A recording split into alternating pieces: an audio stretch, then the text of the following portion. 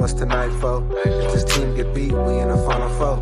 He's a poor man LeBron, bro, when it comes to trades. It's like, you guys look at, KD went to go down 3 games, it's a quick sweep. Not cap if you want to. Cap if you want to. Oh, if you want to. You know what's in me. When I said that they let James Harden do the same thing and let Kevin Durant do the same thing, and they're essentially letting James Harden do the same thing again. I said Kevin Durant should have took a 50-50 blame, and Westbrook should have took a 50-50 blame too. Now you know you gotta bust motherfucking down. You feel me? Welcome back to the motherfucking podcast from the sideline. You fucking feel me? Let's start saying that motherfucking more. We back on this Tuesday. Sorry we couldn't go yesterday. I'm still recovering from a back hurt sitting here, but I got tired of not being here, so I'm here now. Yeah, I was gonna say, don't sugarcoat it now. Don't downplay it. The boy's back, man. Hello, welcome back. Yes, sir. I do my best. Come on now. Come on miss being here, so I couldn't hold it off no longer. Judge might get me, but hey, fuck. I would have liked to start this off with Boo-Wop on the screen. Because I got some choice words for Boo-Wop. Couple episodes, Boo-Wop wanted to show all the energy, all that energy he was showing towards DJ, but really don't want to show Troy no energy. You feel me? I just think he's scared, man. I think he's scared. He's tired of getting cooked. He's been getting cooked over here for 2 years now. I just call it like I see it. But I'll deal with Boo-Wop when Boo-Wop get here. I'll get your ass because I got some words for you. But we're going to start off with LeBron's little fake-ass gotcha moment that all you motherfuckers fell into. I peeked at it, was like, oh, okay. Who gives a fuck? Like, to me, when I looked at it, all I saw was an attention grabbing, like, thing. Like, it was just attention grabbing to me. It's just like, I need some attention. People need to be still focused on me. So I'm going to go out there and I'm going to fucking give them the decision. There's no way the man calls it decision 2 without thinking like, oh, this is going to draw everybody in. The eyes is going to be there. And then it turns out to be some of our most hated liquor. Nigga, I hate Hennessy. Fuck Hennessy, nigga. I got a bar out there. There's some whiskey over there. I got some scotch, some cognac, some brandy, nigga. I even got tequila, I got tequila, some rum, you motherfucker, but you ain't gonna find no Hennessy on that motherfucker. Like, I ain't like it, Moo. I ain't like it not one bit. It's just like, hey, watch me. And then it's like, gotcha. Like, come on, bro. You didn't have to call it the decision 2. And I know he probably would come out and be like, oh, but the marketing team approached me. Like, fuck out of here, bro. Like, even if it was the marketing team to Hennessy, bro, you know why they want to do it. And you want to be a part of it because you know the where it exploits and where it touches. Like, people, there's a large group of people that still hold the decision against you, nigga. Like, there's a lot of people out there still hold it. So you think making light of it now in this moment where you're about to retire soon is like, that shit was fucking stupid, bro. I don't care. That shit was fucking stupid, bro. First and foremost, the whole play up to it, right? The decision and him walking into a room where he's sitting down with somebody and he's gonna make it seem like he's gonna do some crazy. That shit was fucking stupid. You could have just did another way, shape, or form of advertisement and marketing if you was gonna do first. Like, first and foremost, let's start here. Like Troy said, okay, Henny is trash. It sucks. Okay, if you still drink Hennessy, I assume, and this is from somebody who doesn't drink heavily, but if you still drink Hennessy, I assume that you still hang around high schoolers. That's what I assume. I assume that you still hang around high schoolers because there's no way that you are over the age of 25 and you still find Hennessy good when and I know there are so many more better options out there. Like Troy said, you can get the whiskey, you can get the bourbon, you can get a nicer, more upscale cognac, you can get some tequila, right? Like bro, I used to just drink the Jack Daniels and motherfucking Jim Beam. I got some Woodfield Reserve out there. That's a different whiskey that I got into that I didn't know nothing. The Green River is a nice sweet bourbon. Like, nice. Yeah, nice sweet little bit of taste of bourbon. Like, that's a nice bourbon there, bro. You got to expand your horizons, man. Sorry, man. You know what I mean? You got to really open your palate and expand your palate, bro. And like, even with the cognacs, bro, like Hennessy, right? And it's like it wasn't even like the VSOP, it wasn't like the top of the line Crib, like it was. No, it was Like, VSOP. It was VSOP. Yeah, it was a VSOP one. Yeah, but even then, it's like Hennessy comes with a lot of sugar. It comes with a lot of like there's just so many there's just so many more options, and it's like I don't understand why he felt the need to sit down and play everybody like, oh well, I might retire or I'm possibly gonna go to another team or whatever the fuck case may be. Like, nigga, you could have just came out and did like I know everybody remember the Sprite ad where oh Lord, and he does the backflip and shit, and you could have did something like that. That'd have been perfectly fine. The decision too. Like what it draws in, like the decision too. It's like, nigga, the first time you did this shit, that's what you did. And it's like, all right, now you try and do this shit again. So what are you gonna do now? Like, where are you like, even your post on Facebook is like this nigga going or whatever, wherever I saw that your comment or something, oh, he going to Golden State. Yeah. Like it makes dumb shit. Like, yeah, it's like because it's going like, bro, like I told the Lakers to buy me out. Like fuck, like you would do some stupid shit like that, bro. Like you would do some stupid shit like that. It's like, yo, bro, nobody gives a fuck but your LeBron lovers, bro. We don't give a fuck, bro. Like they're attention seeking shit, bro. Because like the real reality of it is LeBron is coming to the end. And even though he's playing well right now, I mean, fuck it. Boo Wop is sit here and tell you, oh, KD's serviceable, but he's not that good anymore. And when I say, oh, but he averaged 26.6 and whatever the rest of his numbers was, he then comes up here later when DJ's on the show and say he's still a top 5 player. Like, I don't understand. Like bro, like your time is gonna be up. Like you can still be serviceable, yes, but you don't get the love around the league from the fans the way you used to. Like there's other players around here that's winning titles, that's gaining fan base. Shea Gilgeous-Alexander gained a bunch of fans over the last fucking 3 to 5 years. Tyrese Halliburton gained a lot of fans in the last 5 years. Jalen Brunson got a big ass fan base out there in New York over the last 3 to 5 years. Like there's a lot of people that's out here gaining fan bases, winning championships. Jason Tatum, Giannis Antetokounmpo.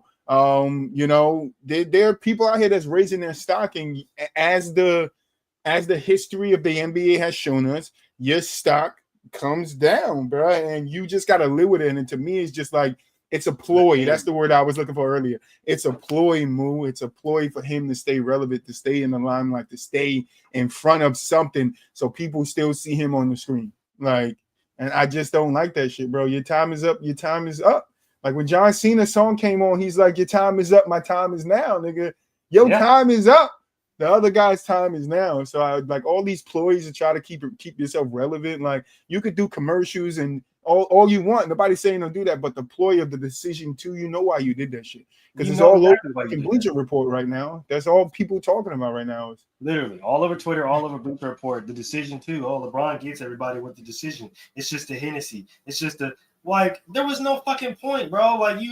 Like Troy, it was literally for you to stay relevant because you haven't been in the tabloids and the season's about to start. So you figured this is a way to get everybody talking about LeBron James and what he's about to do and is he about to retire? And oh no, it's just a Hennessy ad. But still, the looming question is what is LeBron James going to do? Is he going to stay in the Lakers? Is he going to retire?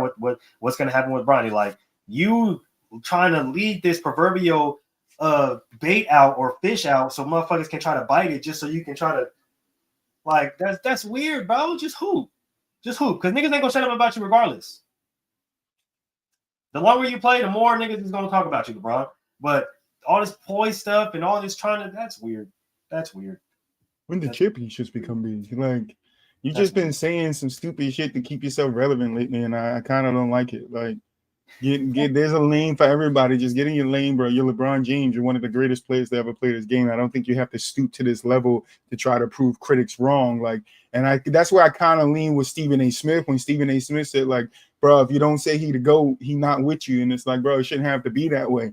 We have the right So, and this is why I say this shit. And Troy about to get back to being Troy, bro. I know I haven't been myself for the last year. That's on me. Been going through a lot. But Troy about to get back to being Troy. And Troy's sentiment has always been, bro. Like when I grew up and I got into sports and we started these arguments and these debates, bro, it was about our favorite players.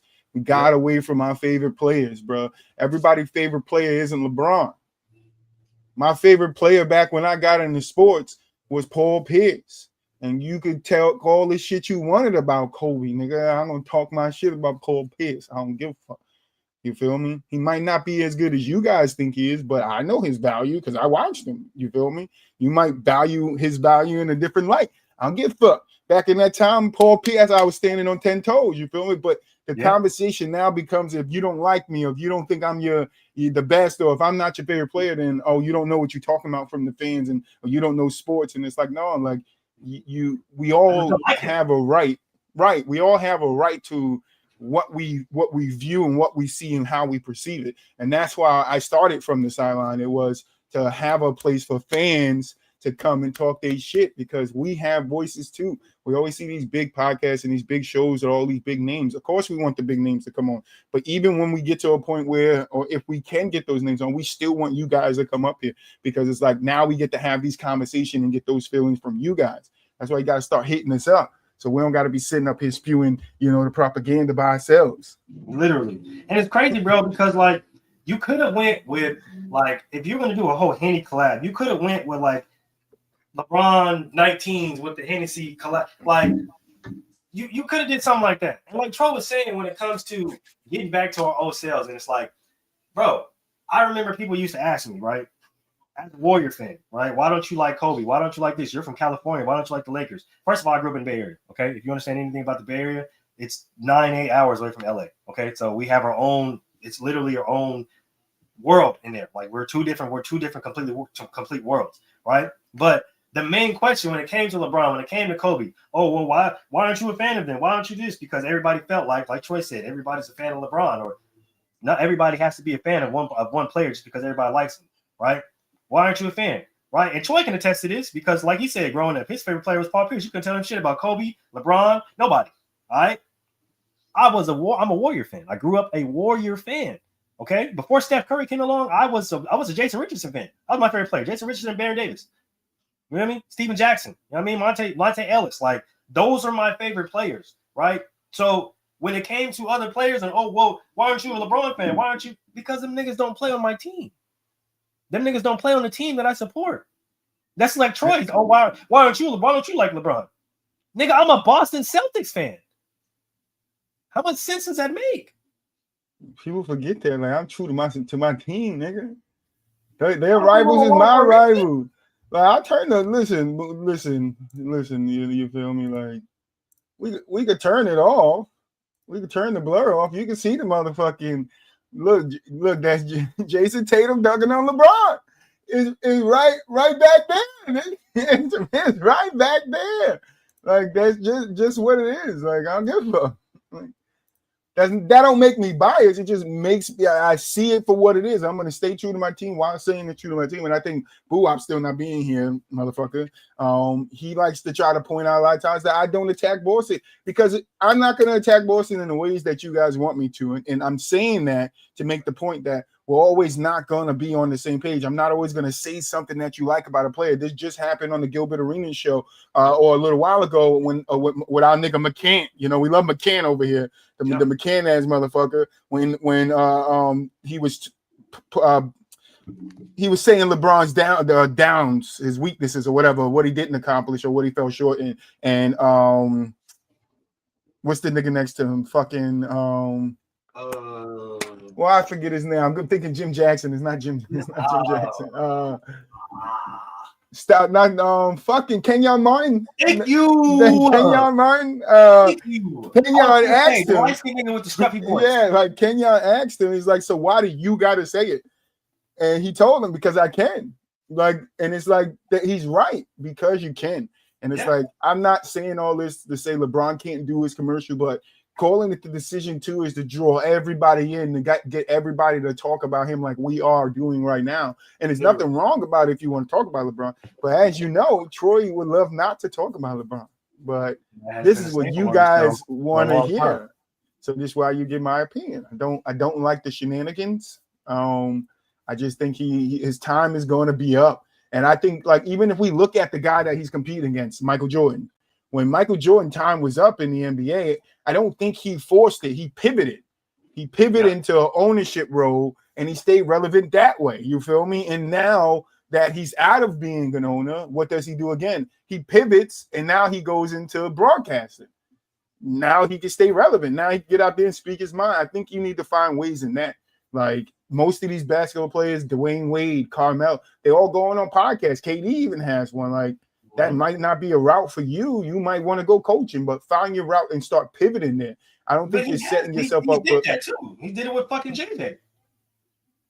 Yeah, the JJ podcast. Yeah, and he has his own show too within the barbershop and shit. The shop, bro. Like with the fake haircuts, the shenanigans, bro. Yeah, to where you don't have to. And that's the thing, bro. Like, why sit down and make it this whole ploy, the decision too, bro? Like, you got a podcast to where you can promote Hennessy on. You got a whole show, the shop, to where you have an HBO Max contract you can promote the shit on, bro. Like, you've been working in movies, you've been working in television, you've been working on the director, you've been working on Life After Basketball. So why not promote it on the shop? You know what I mean? Why not take that promotion? Why not take that advertising, that marketing, and use it in other ways instead of trying to garner eyes because you're trying to make it seem like you're either leaving the Lakers or you're going to finally fucking retire? Like, come on, bro. How old are we, my nigga? That's the thing. And another thing, like I said, how old are we? Because I expect this from like the young cats, bro. Like trying to play it up and trying to have this ploy, like, oh well, yeah, no, this is it's just a decision. And but like this, I ain't gonna lie. This shit gives me college decision day. Like decision day where, you know, motherfuckers got the hats and they be sitting there playing with the, this hat. Nah, I don't like this hat. This hat. Nah, I don't like this hat. This hat. Nah, I don't like this hat. And then these niggas bust out a motherfucking shirt out of nowhere that says fucking LSU, and then they take the LSU shirt off and now it's Alabama. Like, that's what that shit reminded me of, okay? Oh, the decision, and I'm going to have a whole sit down with somebody and it's just going to be a Hennessy ad. Like, fuck out of here, bro. Get the entire fuck out of here, bro. Like, if you wanted to stay relevant, just hoop, dog. Just hoop. You could have hooped in preseason and that would have been something for everybody to talk about. You would play one game and then sit out the rest, and everybody would have been speculating. Oh, is LeBron hurt? Is LeBron injured? What's going on with LeBron? He's looked good in the preseason, but then he shut it down, not knowing that, hey, you just fucking old. So that what comes with being old and being in the league for as long as you've been in the league is that obviously when you play in the preseason, right, and it's especially in a strenuous league and how long the season is in the NBA, obviously you're going to have some ailments. And we all know LeBron had that ailing foot problem and the ankle problem. So, like, we understand that him playing in the preseason, he may be a little banged up and may not want to and may not suit up again for the rest of the preseason. But, like, do that,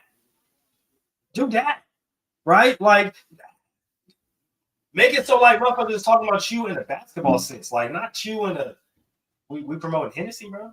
Like, Hennessy is crazy, dog. And like I said, you could have did it with a whole preseason debut. You could have had a whole commercial to where you had Hennessy and the collab with the King James 15, whatever fucking number you want. I don't know what number you want, right? And you could have collabed with the Hennessy and you could have dropped it out, wrote it out like a commercial, and blah blah blah, and then debuted them in preseason. Boom! Now you're on the court and your fresh new Hennessy collab sneakers with and you know. Everybody's gonna see that, right? Because if you just look at the collabs that people are doing now with stars or with brands, those are the first things that people jump on, right? The hype sneakers, all the shit like that. So when you look at that, you can easily roll out the Hennessy brand, LeBron sneakers, and then boom, now you got. If he did that move, he's not getting the shock value that he got. He wants the oohs and the ahs. See, my thing is, and like what I'm starting to think with this whole, you know, with these shenanigans, it's like he wants people to be on the other side to continue to have the debate. And I think that's what it's all about, is pushing the debate, because as long as he pushes the debate, he stays in the debate. You feel me? If he pushes it, he stays in the debate. If he don't push it, somebody else is going to fade in, and we're going to start paying attention to all these other players, and the conversation might calm down. Like, like we don't know LeBron's playing after basketball, right? What if he doesn't do anything and he's like one of the players that just disappears and goes and be a family man? You feel me? What happens? His legacy does not change, but the way we talk about him does, because if he's not making appearances and saying something that's going to make us talk like we're doing right now, every basketball player, no matter who it was, fades to the back. That's why Jordan goes into ownership. He still stays relevant. Kobe was doing the podcast and was doing the breakdowns. Like he moved in his lane and stayed relevant. Where's LeBron going to stay relevant after this? So he has to push the shenanigans and the exploits to get people on their toes to talk about him like we are right now.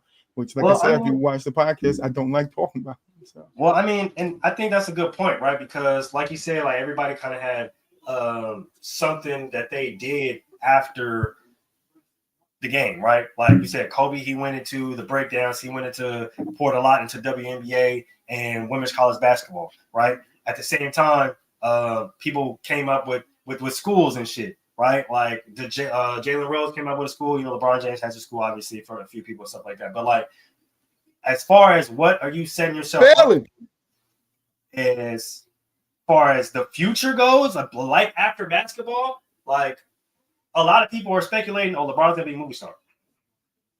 That's what he's setting up for, right?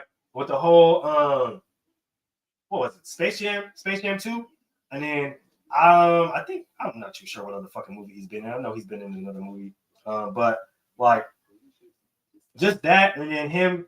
I think he has or is intertwined or is part owner or an investor in a production company. So from what it looks like, from the optics, it looks like, hey, yeah, LeBron is probably going to go the movie route. LeBron is probably going to go the director route or the producer route or whatever the case may be. But we don't really know that, right? It was clear for Kobe. It was clear for Jordan. It was clear for, you know, these other legends to do what they did because we seen it, right? Everybody knew. That's why Jordan came back for the last season. Everybody knew it, right? Because they wanted to see how he operated in a team space when he wasn't necessarily the guy. So in order for him to be part of the owner group, he had to meet certain requirements and essentially be buddy with the owners and the board members, the directors, to get inside that owners club, right? Because they weren't just going to let him in just because his name was Michael Jordan, right? So when it came to that, obviously we knew why Jordan came back for the last season. We knew what he was preparing to do, right? With Kobe, right? He used to talk about branching off from Nike, making his own shoe brand, right? Pouring into the WNBA, pouring into women's college basketball, right? With the book, right? Like we seen the writing on the wall with Kobe Bryant, right? With Magic, right? When he left the game, right? We seen the work that he was doing for HIV and AIDS and the foundation that he started. We seen how he got into the owners groups and et cetera, right? Bill Russell, the list goes on. Kareem Abdul-Jabbar, like we seen what they were planning on doing after the game. LeBron, I think he has his hand in so much stuff and he wants to stay relevant in so much stuff that he's having a hard time picking one. And I think that's ultimately going to be the downfall. It's like, bro, like what are you doing? Do you want to be an owner? Do you want to be a coach? Do you want to be a movie star? Do you want to be a director? Like, we don't know what direction you're going in, man. And shit, we know that you can't do everything. Like, we know that. I mean, but that's into it a little further. Like, yeah, say he picks to be the director, right? He could be a damn good director, right? Stay relevant in some point. You feel me? I don't think that's the same if he becomes an actor because I don't think people like him as an actor. I think that's why he might go in the director route, producer route, start producing some shit. Get with Tyler Perry, you know what I'm saying? Learn some shit. But I mean, I don't understand. And like I said, he's got minds behind this. There's people that sit in chairs just like we do. That's oh yeah, that's a good idea. Oh yeah, that's a good idea. Is that a bunch of yes men? I don't know. We can't say that. We don't know the guy personally, and we don't know the people around personally. But just the optics and how it looks to us as fans is to me, and I like to call it how I see it, is just It's just an exploit to keep us talking about him, to keep it pushing. Like when you should be setting us up to see like what you're gonna be and where we're gonna see you after this, bro. Did Rich Paul approve this? I'm guessing so. He had I want to know, LeBron. Did Rich Paul approve this? I mean, but we know Rich Paul is in the business of pushing his propaganda too. When he goes on the podcast and he says the thing he said, you know, on the podcast, and then LeBron comes on a week later and he's talking in a similar, like we know they're pushing this agenda. It's nothing new, and if you can't see it, then that's on you. But we know the agenda is there. The problem becomes is for me is I don't want the agenda. I just want you and what you're going to do. You're this great basketball player. What are you going to do next? Like you can't play basketball for the next 10 years, bro. Like it's just not going to happen. And if you push yourself to do that because that's what you want to do, because some people just don't know how to let go. And that could be the case here too. Like he just doesn't know how to let go. I think Carmelo, and I like to use Carmelo as the example, but look at Carmelo. Took him a while to adjust to, hey, I'm not that guy no more. And he said that himself. It took me a little bit mentally to adjust that. I'm not that. And I think LeBron is in that phase in his own way. Like you got to adjust to when you leave the game, you're not going to lose your fandom. The fans are still going to love you, especially these Bron fanatics out here that talk about you like crazy. And these sports forums and these sports groups, they're still going to be there screaming your name. But you want so much more. You want so much more people to scream your name that you do stuff like this. And this is what turns me off from being a true fan, right? Outside of basketball, fan of yours, because it's like I don't like the optics. I don't like the people around you. To me, seem like yes men. Like I said, can't call them that, but they seem like yes men because it's like, bro, why the decision to like to boil it back to what we're talking about? The decision to you only name it that for the shock and the awe, bro. Yeah. I got him here. I'm gonna suck it and watch this shit. And then it's fucking Hennessy. Like you couldn't come out with a pineapple mango Jack Daniels, nigga. you came out with a tequila or something. You feel me? Like I know you got a contract for a while. Could make an announcement that you collab with somebody on a flavor of liquor or some shit. Like it's like I don't. It doesn't bother me that it's the Hennessy. It doesn't bother, but it's like the optics of it bother me because it's like, bro, you want to stay relevant at any cost, and I just don't. I don't respect it. I guess. Like I said, bro, you could have did a freaking shoe ad with Hennessy, a shoe collab with Hennessy, and that would have been a lot better than you just collabing with Hennessy or you just coming out with a new.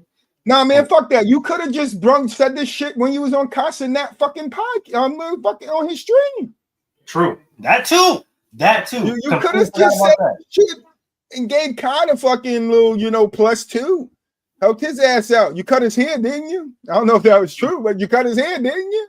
Sure like, come on, bro. You could have dropped the Hennessy there. Like, I just feel like you want to make up for something. I don't think and then that's another thing too. Like, bro, I think it's on the other end, bro. He wants to gain some more respect or erase the mistakes he made, the not the one, the not two, the not three. Like he wants to change history so people don't remember that stuff. They remember this stuff. You feel me? Brownsville, man.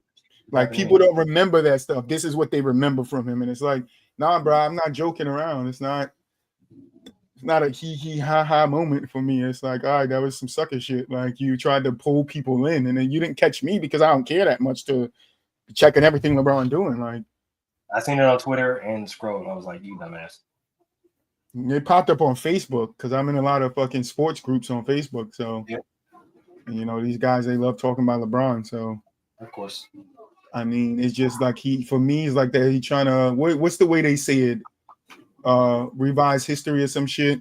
Mm-hmm. This year.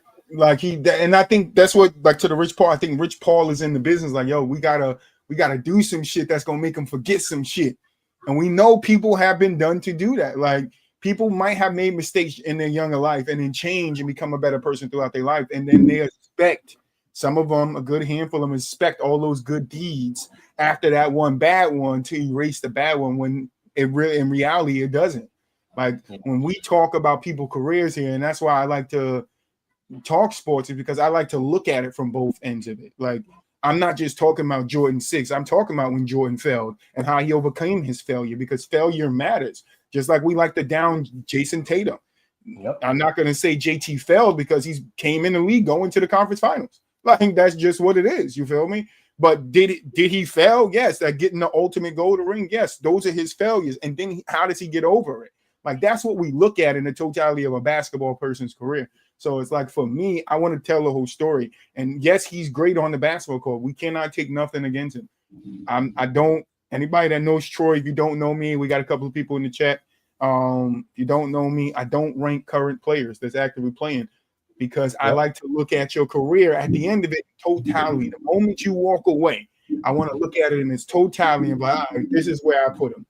And I'm not moving you unless I got to take another totality. All right, well, I got to put that guy there. You feel me? But because so many people get caught up in these top tens and Giannis and some of these players, KD 5 years ago, you know, I was hearing in people's top 10 all the time. It's like, bro, their careers are not done. And then, you know, right, their careers are not done. So it's like, let's get to the end, LeBron.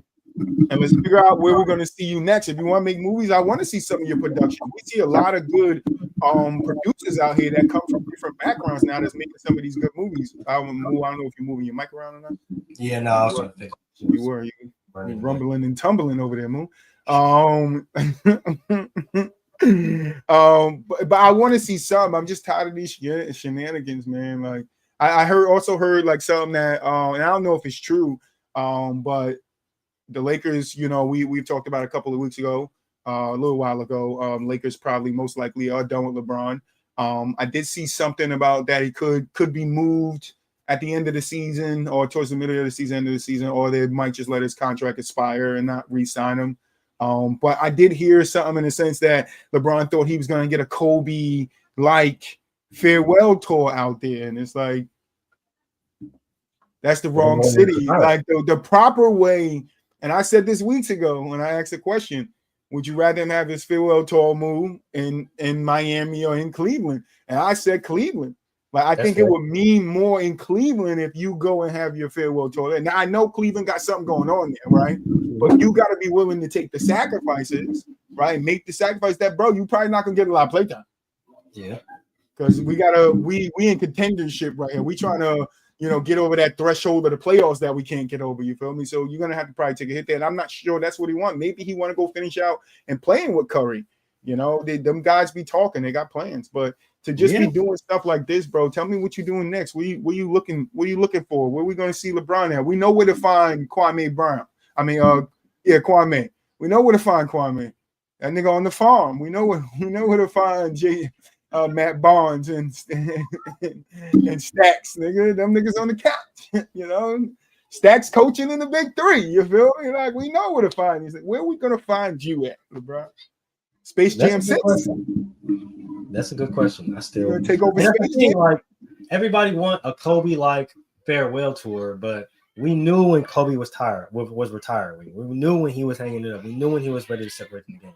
The reason why a lot of you other niggas don't get the same treatment, right, is because niggas don't know when y'all are stepping away from the game. Niggas don't know when you guys are actually retiring and actually willing to walk away from the game and say, I gave the game of basketball my everything. I'm legit done, right? Like Dirk had a farewell tour, but his shit didn't amount to what Kobe's was. Kobe was just Kobe. Exactly. Like it hit different. In the city that beloved him, like you're not getting that, bro. Yeah, you're not like, and not everybody can get that, right? So like, if that's what you expecting, like, shoot, I feel Troy. Shit, I understand why. Go to Cleveland, you might get that over there. Like, it would make sense to go back to Cleveland, but you would have to make a sacrifice, right? And I think even with the whole contract thing and the whole his future being up in the air, it's like I said, bro, at some point in time, you got to make it known, like, this is my last year. I got 2 more years left, whatever the case may be, like 2028, 2029, that's going to be my life. Like, you got to make it known. So, like, if you want that type of reception, then motherfuckers got to know when you're actually going to walk away from the game. Yeah, I think he has a plan on when he's going to walk away from the game. I have no doubt about that. But and it will be known before the season starts because a guy like LeBron has to have a farewell tour. But I don't think, like, and just talking about, do you think he's going to get the same respect Kobe got in all the other cities? That's a big part of the way why Kobe's farewell tour was what it was. It's because all the other cities were saying farewell to him too. I don't know if other cities or all the other teams is going to be like, yeah, we're down with a farewell tour for LeBron. Like, I don't. Times have changed. Like, it's not the same either, bro. It's like owners going to want to do it when you're part of the faces of changing into player empowerment. Yeah. Owners are going to be down with celebrating you when you fucking up their money, nigga.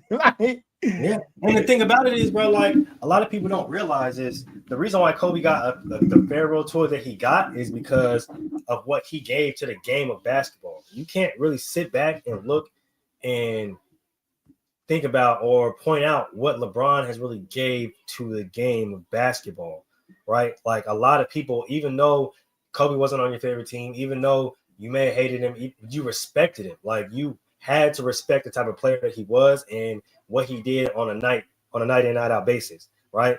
A lot of people don't feel the same way about LeBron. A lot of people, when they look at LeBron, they can't sit up here and point out any true thing that he's really given to the game of basketball as a whole. You can point out things that Jordan has done. You can point out things that Kobe has done. You can even point out things that Steph Curry has done, right?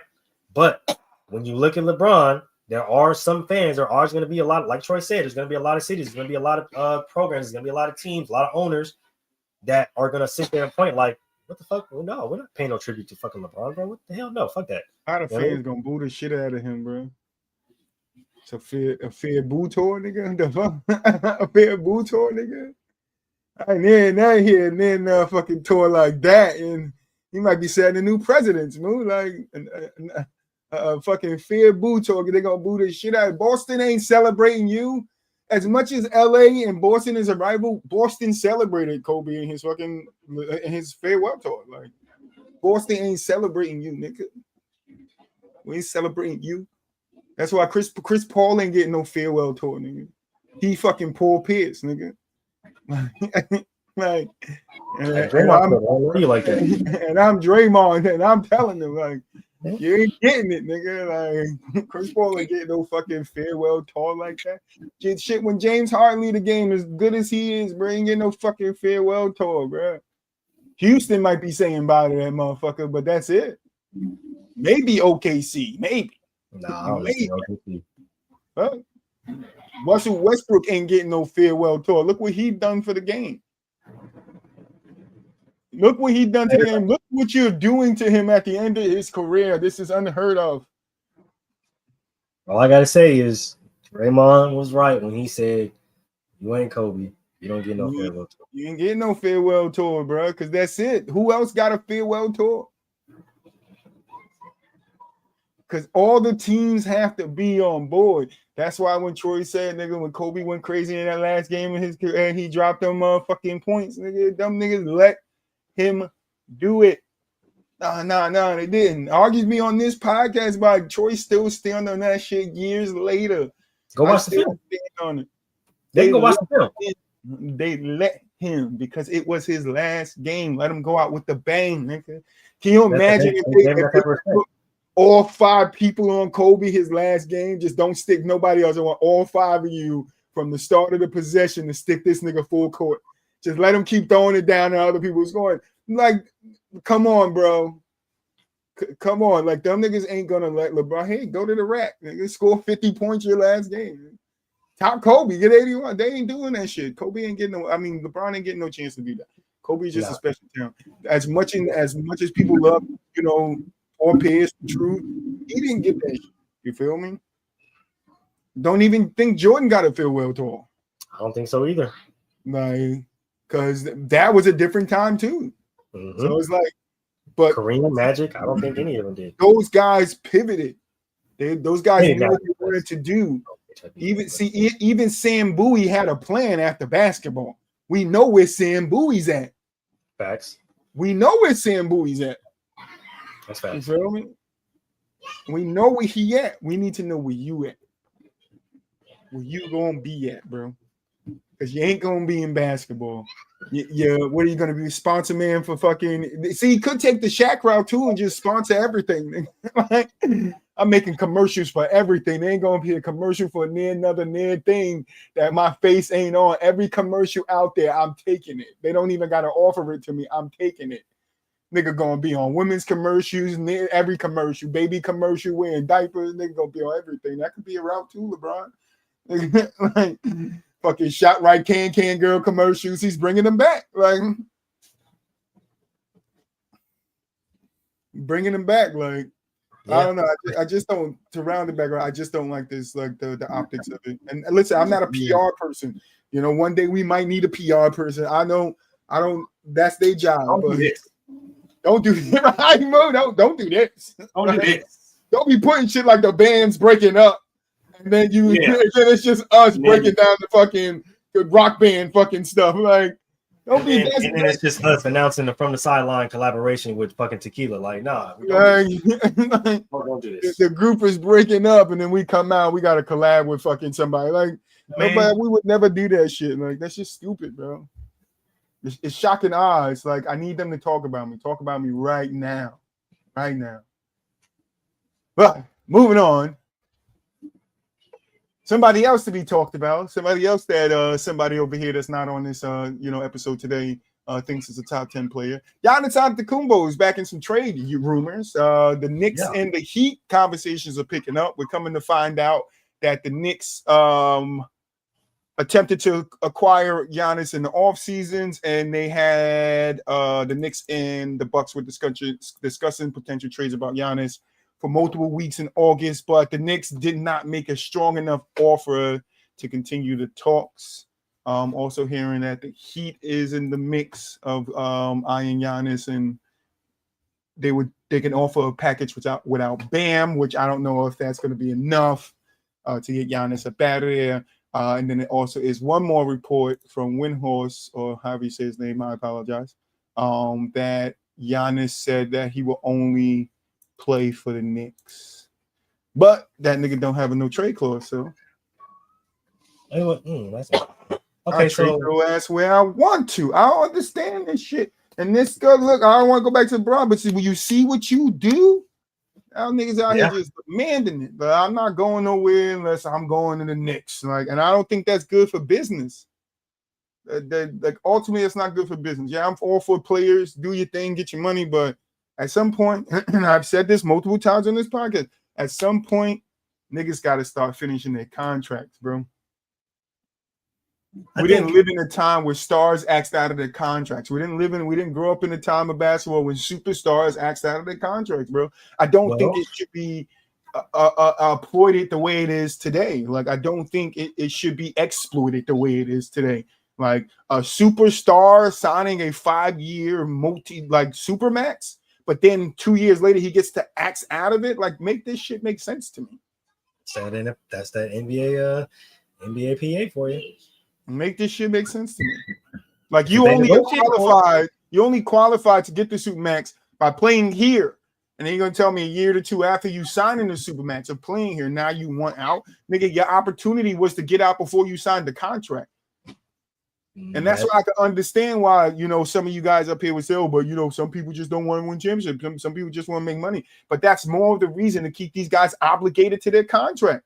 You can't, I'm not going to leave and sign another contract over there because I'll make $40 million less. I'm gonna sign a contract with you, play the year out, but then I'm gonna ask for a trade because then I take the money with me. Like, nah, bro, that's not like, bro. I grew up around scammers. Like, I know a scam when I see a scam, and it's a scam. Right? These niggas are scamming the NBA, bro. Contracts though, right? Like when the NBA did the whole lockout and they gave these guys fully guaranteed contracts, they knew what they were doing, right? The players, at least, the players knew what they were doing. Right. So when it comes to that, when it comes to these guys not having to fulfill their contractual obligations, nigga, y'all did shit. This is what the owners essentially agreed on. This is the reason why everybody's why everybody's now trying to stay under the second apron, because they understand that the deals that they push so heavy for, the guaranteed money, right? The 5 Supermax, the 6 Supermax, all that shit, bro. Now it's hard to sign adequate talent to your team, to your roster, with 2 or 3 guys that you gave the Supermax to, and now you don't have enough money to allocate to other players to build around certain to build around the players that you just paid the supermax to, right? So it's really a lose-lose, right? Because these guys they bargained and they negotiated for fully guaranteed contracts, right? But at the same time, now they're mad because when certain time periods come up and they want another max contract or they want another high contract or they want to sign some adequate talent, but they can't bring in that adequate talent because of the second apron, there you go. You reap what you fucking sow, right? And so when these guys ask out, well, they can't build around me, so I'm going to ask out and I'm just going to go somewhere else where they're going to pay me. The same shit's going to happen. Same shit's going to happen. So you think, as Giannis, you think you're really just going to go to the Knicks, get the same contract or perhaps more in New York and then not have to sacrifice some talent? And I think that's why you see the Knicks never made a substantial offer because, like, bro, I already got to sacrifice talent with getting you over here. I'm going to have to sacrifice more talent down the road to keep you here. What we're paying Jalen, what we're paying Cat, what we're paying, even though Mikal Bridges took a pay cut, right? What we're paying OG Anunoby. These things matter, right? So you can sit here and act like you could just go to another another team or act like you got the say to go to another team because one, like Troy said, you don't have no trade clause, so you really don't have any say on where you want to go. But at the same time, it's like, where are you going to go to where they're going to pay? This is the reason why I always say this. I always bring this question up. Where are you going to go to where they're going to pay the money and you guys are going to have adequate talent to build around you and your compadres and be successful? Because you cannot simply just go to another team and expect them to pay you a lot of money like they're paying the other stars there a lot of money, because that's ultimately the goal, right? To team up with somebody else to try to win the championship and expect them to sign lesser players, but those players complement you, but they still have to get paid. And we know that the contracts are guaranteed and you have to stay on the second apron. So now you still fucked. Now you're in the same predicament. So what did you really change? You might as well play out your contract and then and then possibly either stay there or go to another team, but negotiate your contract to where you don't have to sit up there and stress about signing other players and bringing in adequate pieces because I'm eating up all the money, or me and this guy's eating up all the money, and now we're not going to be competitive because we just got two guys that's eating up 75% of the salary cap.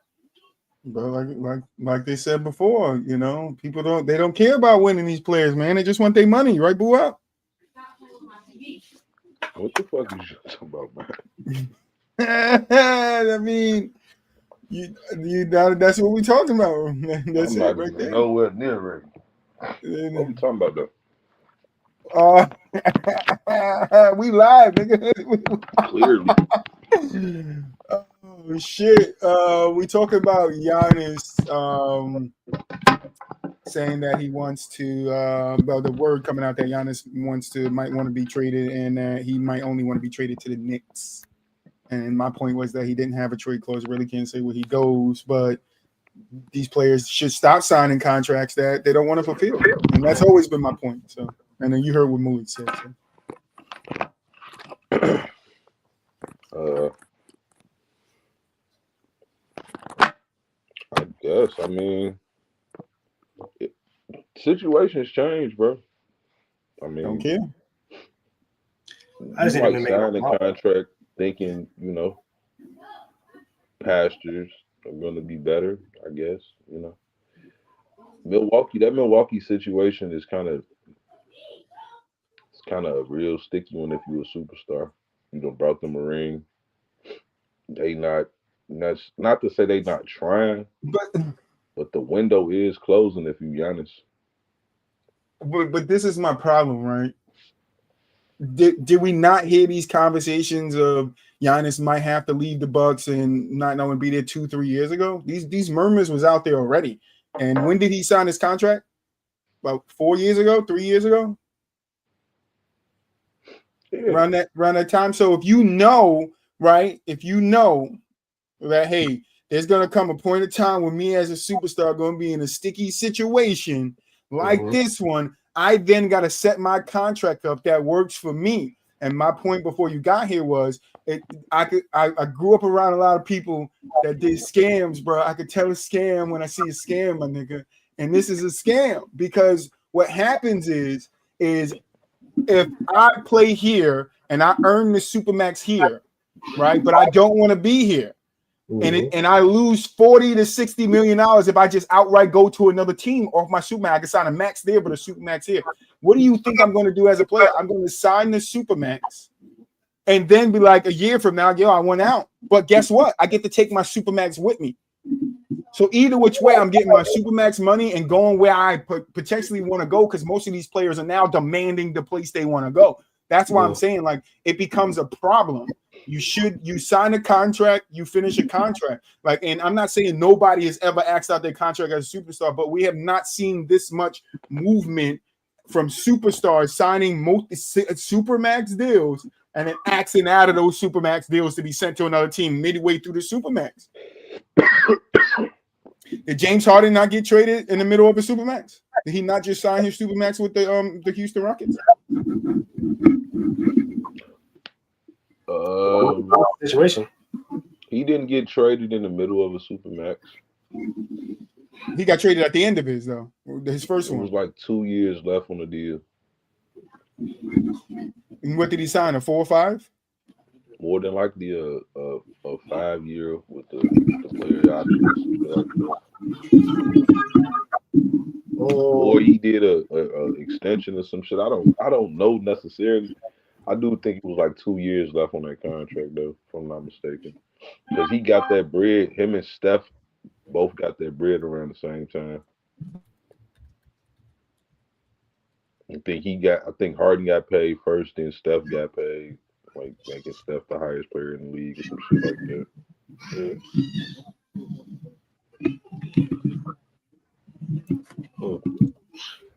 Yeah. But I'm just saying, like, it's like, to me, it don't matter. Like, at the end of the day, like, if the player take that bread, because the team can trade you too if you don't got no trade clause. Like, and sometimes they do. And I 100% understand that, and that's been a part of the business for forever, right? Exactly. And that's why some superstars was able to work out no trade clauses, right? But now we see no trade clauses become obsolete. Why? Because now more players have more say in what they get and where they go. So what's the point of having a trade clause when they're going to axe out anyway? You're not forcing none of these players to sign a no trade clause, because any player that signs a no trade clause knows, yeah, I have the power, but at what time am I going to have this power? And what is the team like? There's a lot of risk that comes into it. Not many players first deserve a no trade clause, right? There's not many players in the NBA that we will give a no trade clause to, right? But teams are not just outright trading their superstars. Like, teams are not just outright trading a Ja Morant, right? Shea didn't get traded when he was Shea. You feel me? James Harden didn't get traded until he asked for it. KD didn't get traded until he asked for it. Like, so what? Give me some names of some superstars that were just traded. And I think you made that point to me. Right, Luka is probably the first one right here in 2025 that you can make of one superstar. AD you said who? Traded. AD, I don't know if I would consider AD superstar. I would star maybe. Yeah, he's a top 10 player in the league. He's a star. Like I don't know if he's top 10 to me. I don't know if he's top 10 to me. That's just me. I don't know. So I'm not calling him a superstar. I'm not calling him a superstar. I said a bona fide superstar. No matter how you chop it, he was a player on a Supermax deal. He was on a Supermax. That got traded. He might have been on a Supermax. I agree there. 100%. But he got traded. And what year did he get traded in? The same he was traded for Luka. No. What year was he in his contract? I'm not sure when he got his contract. I just know he didn't ask to be traded. He didn't ask to be traded. Nobody really asked to be traded. When the team trades them, when the team want to trade you, the team can trade you. But I'm saying we don't see a lot of instances where teams are just trading their superstar player just out of the blue. Yeah, you could bring up AD, you could bring up Luka. That just happened here in 2024, 2025. But what I'm saying is the precedence of it. We don't see a precedence of teams just trading away their superstars. No, they don't just trade away their superstars. And a lot of times that's just the reality. Like they Right, but just trade their superstars are axing out after they get their supermax. So how are teams supposed to combat that? If What I sign Cade Cunningham to a supermax and then 2 years in he could just be like, yo, I want to get traded. I'm not playing. I'm holding out. Yeah, What is that team supposed to do? Because they invested all that money into you. Their plans is made off you being here in those years that you saying you want to be here. So for a guy like KD, right, to be like, all right, I want out of here, right? We held it against him with the Brooklyn Nets, right? He's axing out of his contract. Kyrie's axing out. They're axing to go somewhere and be traded out their contract. We held this against them. So what I'm saying is, I we can hold this differently though. I didn't hold them against them for the teams. I held them against them as far as legacies.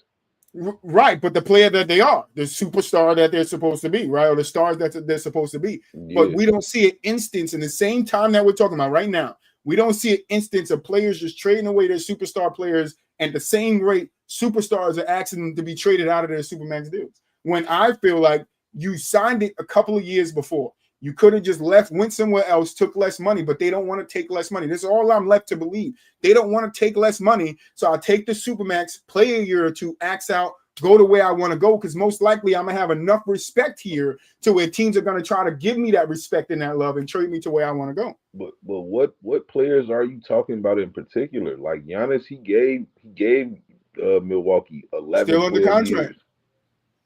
Dame signed his contract, axed out. You say who? Dame signed his contract, axed out. I mean, asked to be traded. Who? Dame from Portland. I mean, he was 2 years after signing his contract.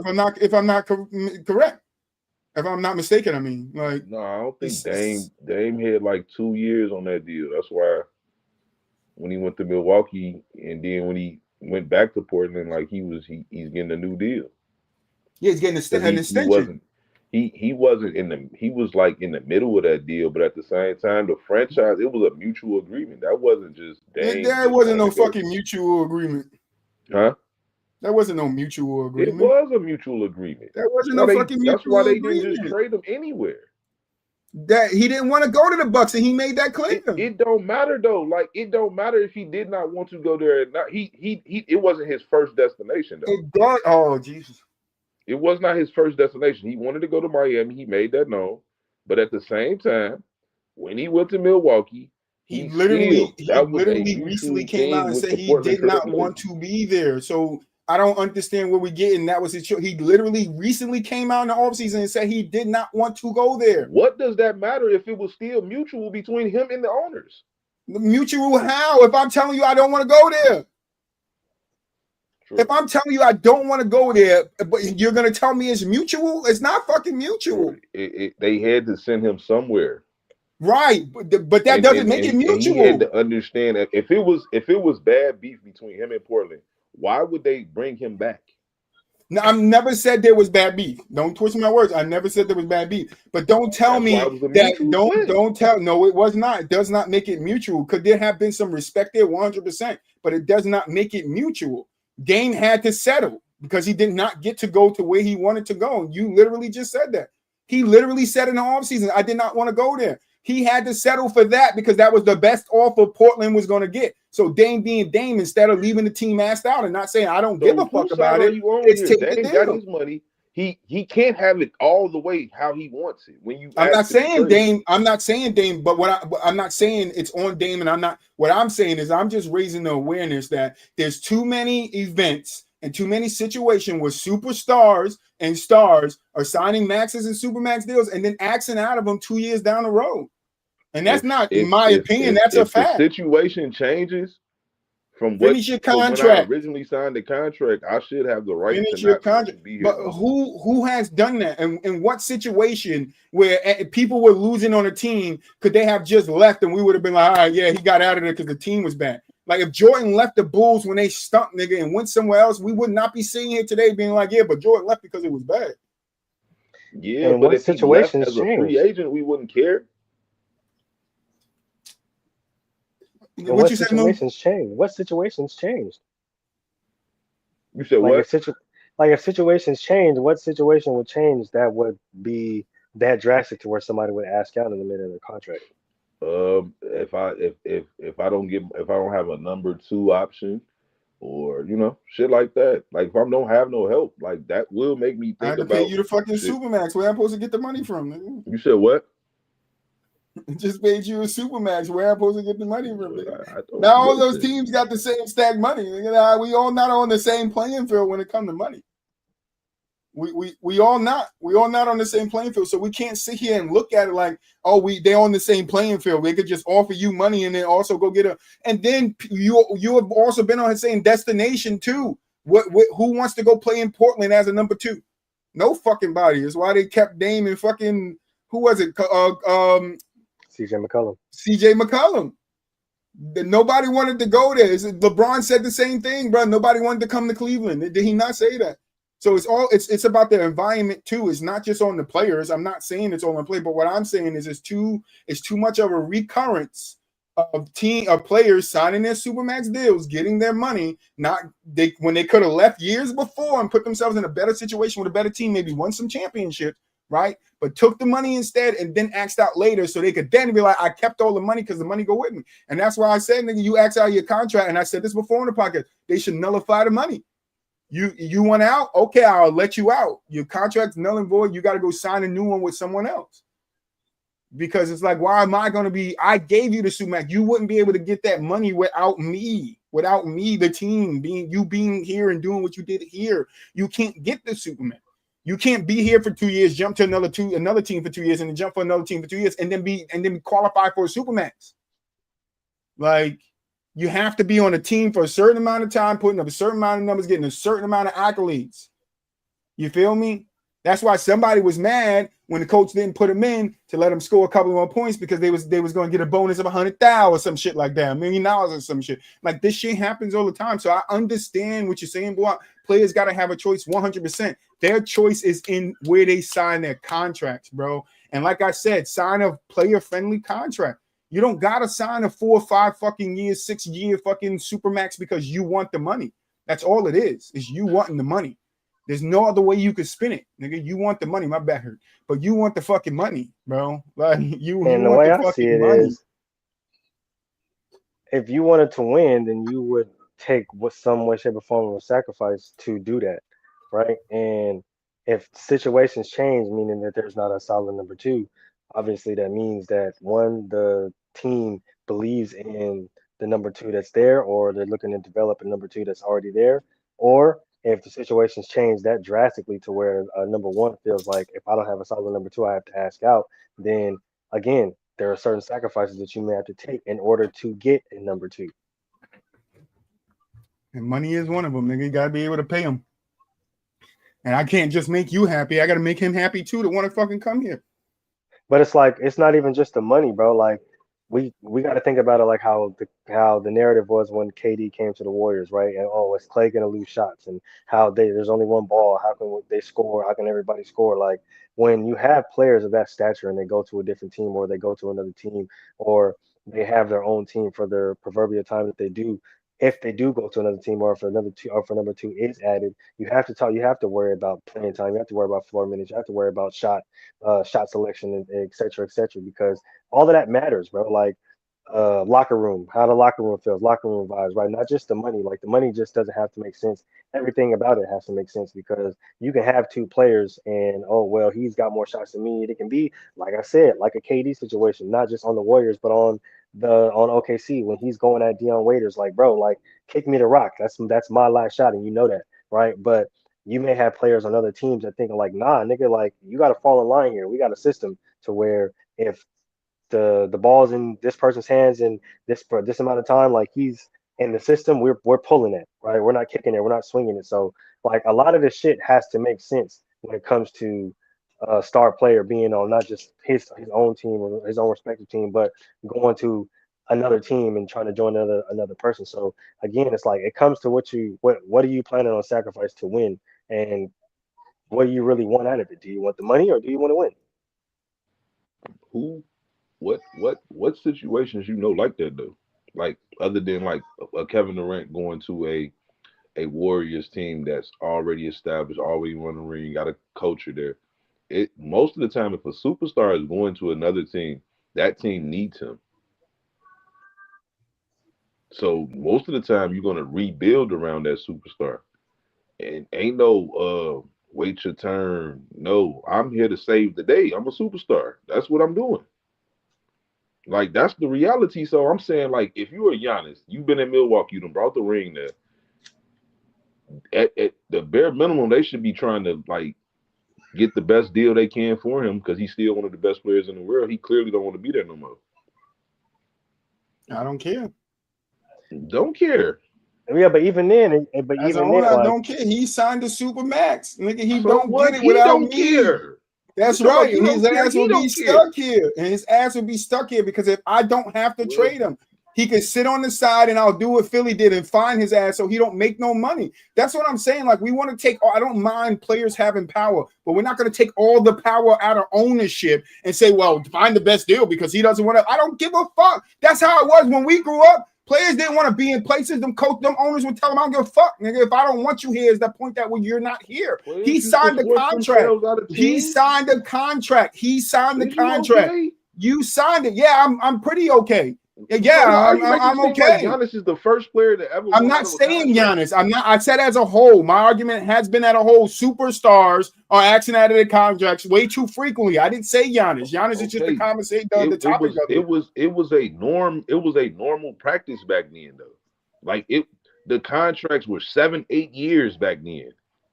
Who 7-8 years for who? I'm not talking about in the 80s. Scottie Pippen signed a 7-year deal. I'm not saying in the 80s. What? I'm not saying in the 80s. Nobody said we had to go back to the 59. It's not a normal thing. You cannot fault the way business is being done today because it evolved. Players do got more options. 100%, but the option still is you signed a contract, bro.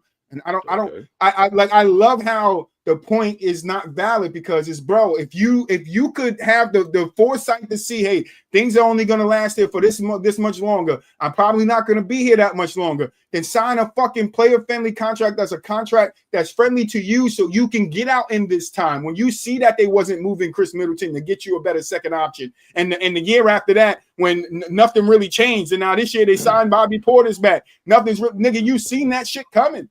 So you seen it coming. In the prime of my career, I should take a pay cut because I know I posed. I didn't say take a pay cut. I'm not saying take a pay cut, but I'm saying at the point where you have the chance not to be there, just don't fucking be there. Like, but in order for you not to be there, technically, yeah, you have to take a pay cut. Because at the time Giannis comes up for a supermax or KD comes up for a supermax, they can leave the team and go somewhere else, but they'll make less money in the max that they'll get from the other team than they'll make from the super team. That's a valid fucking point. It's a valid fact that if I stay, I make more money. If I leave, I lose money. And it's also a fact that players are then signing their supermaxes and axing out of it a couple of years later. And then we give them the benefit of the doubt because the situation. The only player you know in recent years who turned down a max like that, it would be a Kawhi Leonard who turned down the super max with Toronto to go to Clippers. How many players you know win a ring and don't re-sign? Who do that? How many of those players ax out of their supermax? So. Again, you're faulting Giannis for at the end of his supermax, even though he deserves this supermax, he don't feel like playing there no more. Finish his contract. I've always stated this is not my first stance. This is not our first rodeo in this contract. I'm standing to finish your fucking contract. That's what you sign it for. You put your name on that fucking contract so you can have the money, right? So finish the fucking contract. That's it. Finish the contract. Work the contract. And get these agents to start working your supermax out that work for you, so you could possibly get out of this shit in 3 years instead of having to do the 5 years. Too much of a team person, the owner. No, I'm too much of a fair person. That's what I am. It's got to be fair on both sides. I literally said that I'm for the players being able to do what they want, get their money, but I'm not for everybody signing a fucking supermax and then leaving the team they're signing the supermax with still under. What if I don't sign the supermax and then I tear my fucking ACL and then now I'm in the limbo? Hey, you should. I'm not saying don't sign it. Sign the max somewhere else, nigga. I'm getting sign the max somewhere else. That's right. And that's and thank you for rounding it right back to what Troy was saying. It's about the fucking money, bro. I said it once. I'll say it twice. I'll say it 3 times, and I'll say it 5. It's about players are going to take their money, but then don't like their situation in 2 years. You can like you said, they can't have it both ways. You just said fucking Dame can't have it both. They can't have it both ways. You can't want your money and then want out when it's bad. No, You you signed the can't want to. fucking You can't contract. if you don't have a no trade clause. You can't want to go where you want to go. That's Right. what you can't But do. don't mean I gotta honor you wanting out. And these fucking owners give all these superstars the respect to trade them the fuck out when I don't have to. You make it seem like I have to because he asked for a fucking trade. I don't have to. You're under contract with me. I don't have to. But if I'm an owner, I don't want somebody who don't want to be here. 100%. But if I'm an owner, I don't want you to be here, and I will probably find the best deal. But on my time, not yours. A lot of these owners are moving at these players' time. You got to trade me now before the season. I need to get out of here. Oh, he's being a disruption in the locker room. Jimmy Butler. I got to get him out. No, bro. Like I'm tired of this shit. I've stood on this for the last fucking 4 years of this podcast. I'm still going to stand on it. Like the players have way too much control to sign a supermax and then act out of it. I'm out of this supermax. I'm out of the team that gave me the money. Well, and then get to take the shit with them. Nullify that motherfucker. Go make him sign a contract with the new team and tell that new team to pay him that fucking supermax. Well, for the first 50 years almost of the NBA, owners had way too much power if that's the case then. And that's why I said it got to be fair. Well, so just because you can get your get back don't mean you should get your get back. Nah, ain't no fucking. Because who gets hurt in this process? Nobody talking about, yeah, send me to that little team. I want to go to the Jazz. Trade me out of my contract and send me to the Pistons. Nobody's saying that shit. Like the little teams get hurt even more. I don't make no money. I don't have no chance of getting these superstars unless I put some ridiculous ass, stupid ass deal together that's going to rip my fucking roster and money apart for the next 2 years to get a guy that's probably going to be here for 2-3 years and then fucking leave me anyway. That's the choices that's left. You shouldn't be trying to acquire a player like Giannis if you know you ain't got shit to build around him. Then I always stay at the fucking bottom. That's unfortunately the NBA, bro. That's the business of the NBA, and that's been the way it's been. Like unless most of these teams draft their franchise players. Most of these teams, 100%, they draft them, and that's how you start your franchise. That's the start of the supermax. That's how the supermax starts. Like at the end of the day, bro, you gotta draft correctly. 100%. It's not. I'm not taking the onus off the team though. I'm just saying, if I signed you, you signed the fucking contract. This is the contract I'm offering you. I'm signing you for 5 years, $380 million. That means I want you for the next 5 years for this amount of money, bro. Like it's not. Yeah, it has to work for the players, but all I'm saying here is it has to work for the player, but it also has to work for the teams. And a lot of times, in my opinion, and I'm only, like I said, we speak from fans here. What I see, and from my opinion as a fan, I don't like it because it sets the precedent that everybody can axe out their fucking contract, and now everybody is axing out their fucking contract. I'm gonna sign it, say I want it here. As soon as the going get tough, nigga, I'm out. That's the precedents in the NBA now. That's the presidents in the NBA now. Like, that's not the way things supposed to be going or moving. As soon as they don't like something, they ask out. As soon as they don't like something, they ask out. I'm out of here. That's it. Like, I give respect to Dame because he stuck around and asked Portland to get it together for years, and they didn't. So it's like, all right, I gotta bounce. I get what you're saying about Giannis. Yo, y'all not getting it. Y'all not getting together. I want to be a contender, but bro, being a contender is just not at a fucking snap of a finger, Giannis. And you should fucking know that because you wasn't a contender when you first got in the fucking league. You had to build it. And when it breaks down, guess what? You got to re-fucking build it. But in some way, shape, or form, that's still his fault because at the end of the day, you win a championship and then you're beefing with your championship winning coach and he ends up there's a situation that he ends up getting clipped, right? Then they bring in then they're talking about bringing another coach and he's a championship winning coach. And you don't like him because of so other reason. And then they bring in this guy, and this guy is button head because of so other reason. So at the end of the day, it's like it kind of does mean a conform or fall in line kind of thing because at the end of the day, bro, like coaches aren't just gonna let a superstar come in and just wreck and just dictate how their offense is gonna go. Like nah, like if the ball's in this person's hand, there's so much time on the clock, bro. He's shooting it. He's not kicking it. It don't matter who the person is and what stature they are and all the like. At the end of the day, bro, like the contracts. If the contracts matter that much, then winning obviously doesn't matter that much. And we've seen that time and time and time and time again. That's the reason why I said when you have to make a choice. Do you want to win, and do you want to, or do you want to get paid? And when the question was loomed, is somebody like Giannis or a young superstar supposed to take a pay cut in the prime of their career? If you want to win, yes. Players I'm have one of done those it. people. I'm one Dirk of those did people it. that believes that if you want to win and you want to win on a consistent fucking Kobe did it. basis, then yes, you must take a fucking pay cut. Did Kobe not do it? What was the last contract the Lakers gave Kobe? It was to pay him for what?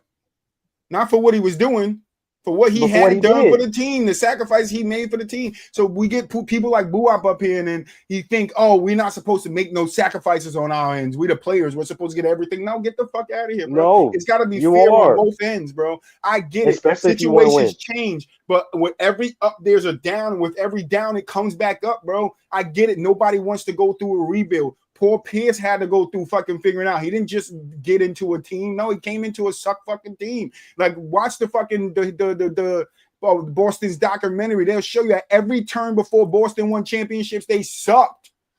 They fucking sucked. Like, you gotta suck and build, like Buap said, through the draft. But even the draft, and this is what I'm saying, you can build all you want through the fucking draft. How many fucking small market teams build through the draft and win championships? How many small market teams build through the draft and win championships? There's not many of them. Why? Because they find somebody, they become a star, or they become a superstar, and then they axe the fuck out because the team ain't no fucking good. And I'm not saying you should stay there, but guess what? Don't sign that fucking second contract when you know the team is bad or when you know the team is heading down, bro. That's all I'm saying. You know the foresight of where your team is going, bro. You know where it's going. There's some people that's smart and get out early, and there's some people that stay way too fucking long. We had this conversation a little while ago too. So don't give me I know Boo, I'm not on the screen, but don't give me the pushback of, oh, but the players gotta know you signed the fucking contract. Like, for the people out here that sign contracts with their jobs, nigga, yeah, your job can lay you off anytime they fucking want, bro. That's in their clause, nigga. Unless you negotiate it out of it, but it's in their clause. They can fire you whenever you want, nigga, and you have the right to walk away whenever you want. But you tell me what job can sign me to a salary. I tell them I don't want to fucking work here no more. I'm working for TD Bank. I tell them, fuck you. I'm going to work for Chase now. But guess what? I'm taking my salary that you gave me with me. The rest of the money that you no, I gotta go over to Chase and negotiate the salary with Chase, and then Chase pays me whatever salary we negotiate, and that's all I'm saying. It's like, that's bro, I get the supermax. I get the supermax from doing what I do here with you, and I can only get it by doing it here. Like I said, Kawhi was able to get the supermax with Toronto because he checked a bunch of boxes that season. You feel me? You got to check these boxes off to get supermaxes. You feel me? But not everybody qualifies for a supermax. But when you get that shit, teams are expecting you to fucking be there. And it's like every fucking superstar, not every superstar. I'm not saying every single one, but every superstar is fucking axing out and fucking, I don't want to be here, but I only want to go here. Like, that shit's not good for the league. And I think the problem that I have with it is the fact that if you want the supermax, you have to understand that a lot of bad teams might have the money because they don't have a superstar player, so which means they do have the money to pay somebody a supermax. They're going to have the money, but you can't then be upset that they're a bad team. You knew that going into it because they had the money to give you. Correct? They don't have the money to now build around you, but if you do want a team that is, and you want the supermax, and you do want a team that is competitive, you have to understand there are some things that you are going to, at the end of the day, there's a decision that has to be made. 100%, man. You gotta make a decision at the end of the day. What's more important? And you can't sit up there and sign a contract and be, oh well, this isn't working out. That's not working out. So I just want to leave now until y'all give me what I want. Which that's the biggest problem that I have. Right? It's more than just the asking out. Right? Oh, I don't like what's going on, so I'm gonna ask out. It's the, oh well, I'm gonna hold me asking out and y'all trading me, or me potentially holding out over y'all head until y'all then give me what I want. I don't have to give you what you want. Told Houston to trade him. Started playing good. I don't have to give you what you want. And I'm he just already said paying you we're not gonna trade millions you. of dollars. James Harden got fat. Like, come on, bro. Like y'all gotta that's the thing Put on the that fat pissed me suit. off. Like, come on, bro.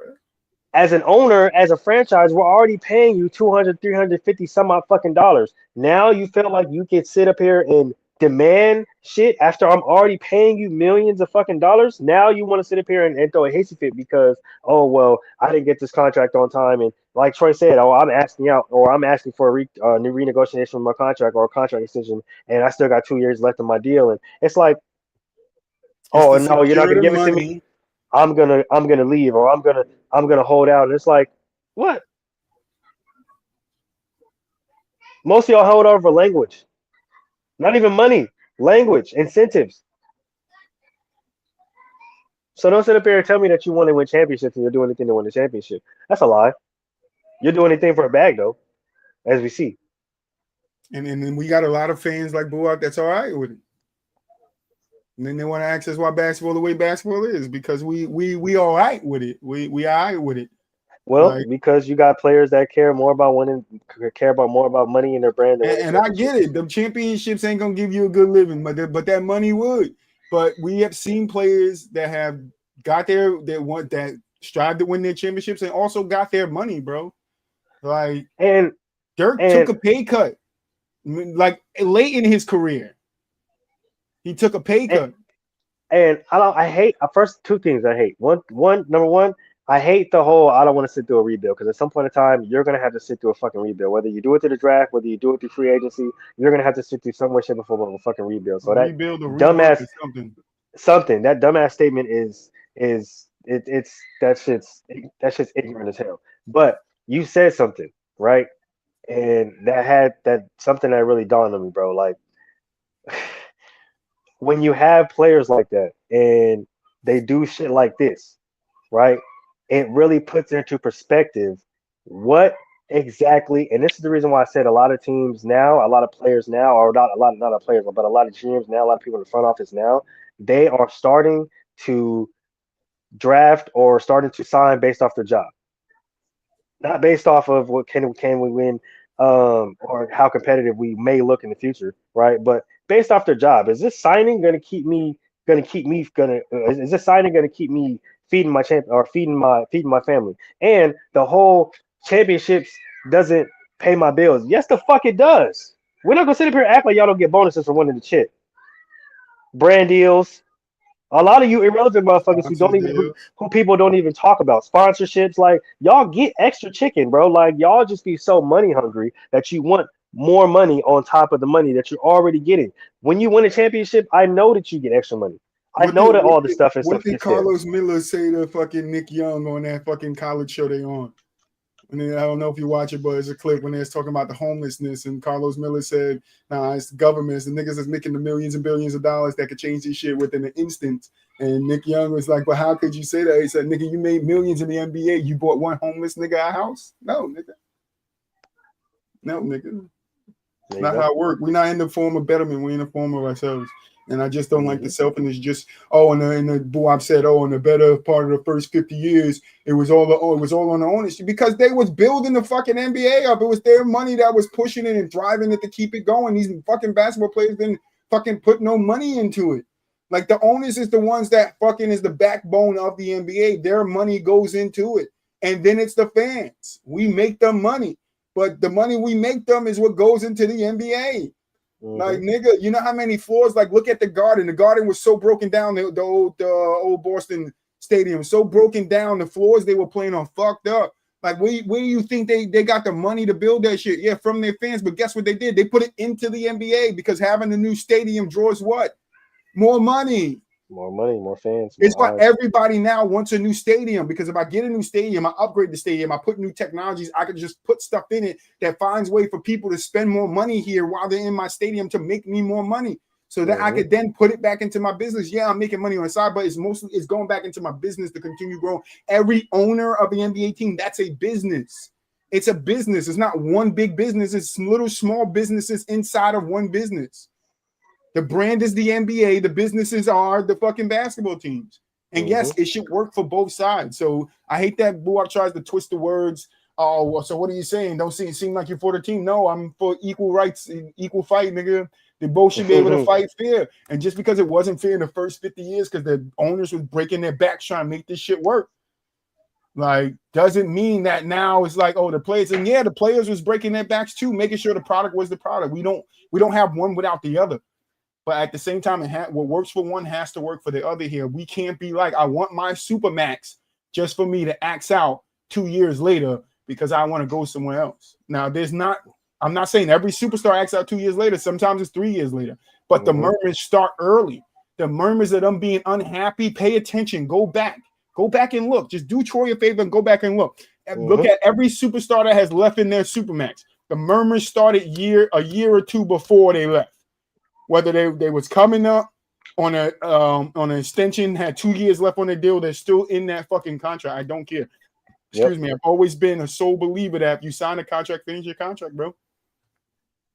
Hey, I have no great. Said it once, said it again. I'll say it again, bro. You sign the motherfucking contract, finish the contract. But what I'm talking about, you asking me to take less money. So if a 5-year contract don't work for me, then yeah, guess what? I'm gonna have to take a little less money because I only want to be here for 2 years to see where the team going. If you want to win, then yeah, you might have to take less money. I might not get the Supermax 5 years, but I'm gonna get a max 2-year deal. That's we're not thinking here. May not get the Supermax 5-year deal, but I'm still gonna get a max 2-year deal. I stay for the next 2 years, see where the team going and play it out like that. And then if I find a home where I want to be, then I sign that 5-year Supermax deal. Because I'm going to stay all 5 of those years. I'm going to give myself to the team the way the team is given to me. The way the team gives it to you is the contract they show you. The team shows you they value you by the contract they give you. You show your team that you value them by you living up to the contract. Yep. And I don't know what other way to explain that for people like Boo Wops, my nigga Boo Wops, to understand it. And I'm not trying to change his mind, but to at least understand this. Like he doesn't understand from that point of view. But we've been here too long. My back hurt. I'm getting out of here. Final thoughts, man, you already know we had another great show today. Appreciate everybody for tapping in. Appreciate everybody for the comments from wherever you guys are. Make sure you guys tune in to Gentlemen's Talk tomorrow. They got some really dope topics coming up, coming down the pipeline. So make sure you guys are live for that. Friday, you guys already know, Inside the Huddle, we doubling back. It is a football Friday. Keep liking, keep subscribing, keep commenting. We're going to keep bringing y'all this dope-ass content. And I'm going to see y'all later. Peace.